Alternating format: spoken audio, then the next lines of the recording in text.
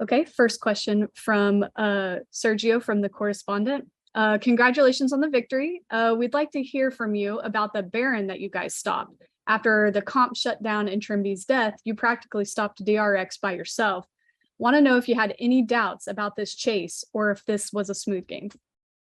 I mean, we were getting a bit nervous when we died on mid lane, but we were kind of confident that we can stop the Baron because they used a lot of their ultimates, and it was really hard for them to gap close onto us anymore because if I'm not mistaken, our tanks were still alive and we still had Larson with Azir, so it was really hard for them to kind of close the gap and get past the tanks. So it was more so a matter of patience and not giving them any free openings because Akali was also looking for the flank, but it was definitely a bit of a scary moment right there. Next question from Plus Gaming. Congratulations on the win. After your debut today and also seeing Fnatic and G2 perform, do you consider that EU teams now can give the fight to the favorites from the LPL and the LCK this year? I wouldn't really say so. I feel like it's the same as it's always been every year. They're coming into every match as the favorites, and it's kind of on us to, you know, take on the underdog role and perform. I wouldn't really say that this year is any different because I don't think, you know,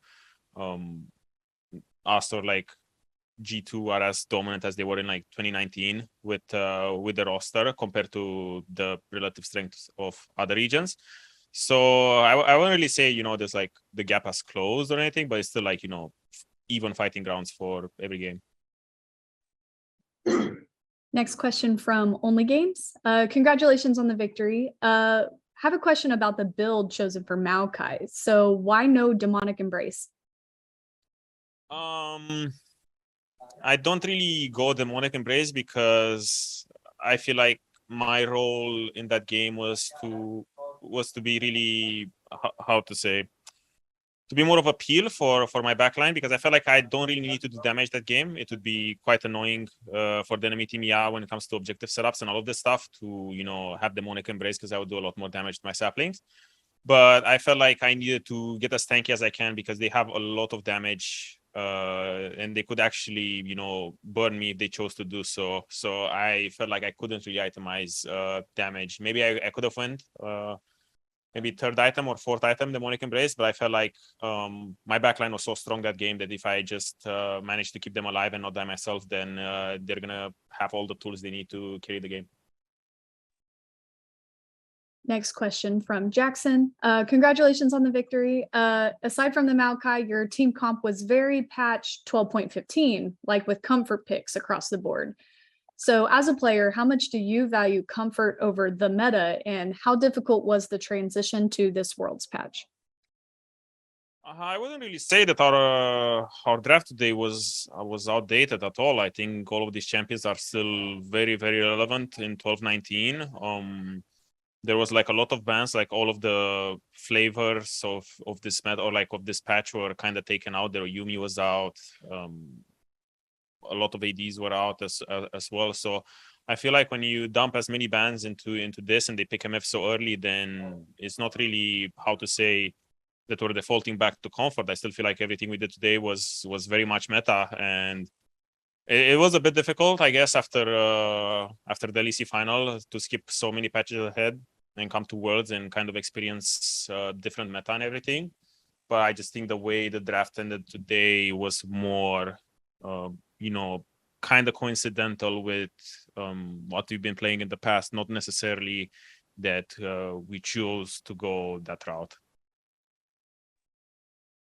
Next question from Tuan. Congratulations on the victory. What changes, if any, do you have in your mentality after defeating DRX today?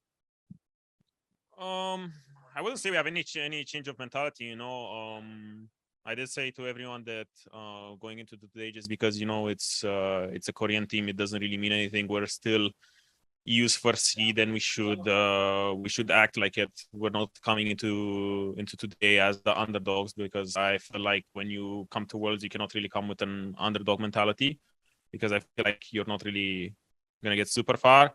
But after the win, I feel like nothing really changed with our mentality. We still have important games with Gigabyte Marines and Top Esports, and also next week we're gonna have a rerun of all the matches. So I feel like you don't have enough time to, or like you don't have enough time. Yeah, I guess you don't have enough time to kind of get complacent, I guess, or like take this win, because this mean doesn't really mean anything. There's still 5 games left to be played. If you lose 5 games in a row, you're out. So for us, is it's just, I guess it's nice that you won. Next question from I am Germ. Rogue is wearing red, white, and blue. Now, after this big win, do you think NA fans should jump on the Rogue bandwagon? I mean, this always ends up happening every single year. NA comes out, they play to their usual standard, and they don't play that well. Well, except for last year when Cloud9 beat us, but we don't talk about those. But usually, when NA starts going out, all the NA fans are becoming like, fans of the West, and then we're kind of included there. So NA is not looking too hot right now. I'm still hopeful that they will do well, because I don't know, it's just nice when everyone from like Western world does well. But I mean, we welcome them with open arms. If all their home teams are out, then I mean, I guess they have to flock somewhere else, and we take those. Sons of Chaos. Thank you. Hello then, congratulations for the win. My name is Diane and representative of Sombo KS. My question is, why do you think Maokai picking is being so recurrent in the top lane, and what evidence did generate during the match? And can you repeat the second part? Oh yes, and I'll repeat the question is, why do you think Maokai picking is being so recurrent in the top lane, and what evidence did generate during the match? I'm sorry. No problem. I wouldn't really say that Maokai is so present in top lane. I think most of the time it's going jungle. I just think that the way meta looks right now is that there's a lot of flex picks between jungle and top. So it's most of the time it kind of depends on the enemy team composition if you want to put the Maokai top or jungle, because I feel like even though Maokai top is nice and I like it, I feel like he is still a lot better in the jungle. But I just felt like this game we had the opportunity to get a good pick into enemy team comp with the Trundle. Okay, thank you. Good luck. Thank you. And final question from Sergio at Correspondent. I know it's just the beginning, but here in Brazil, there are a lot of Rogue fans, and they can already imagine the team making it through the group stage. What can you say to these fans to help them remain confident? First of all, I really appreciate the support of all the Brazilian fans we have out there.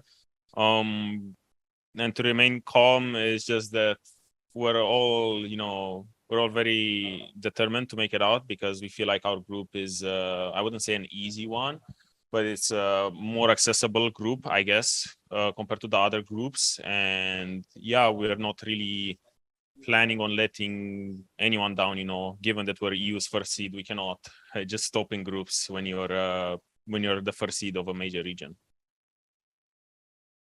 Okay, that's all the time we have. Odo, stay right here. Everyone else, thank you. Thank you.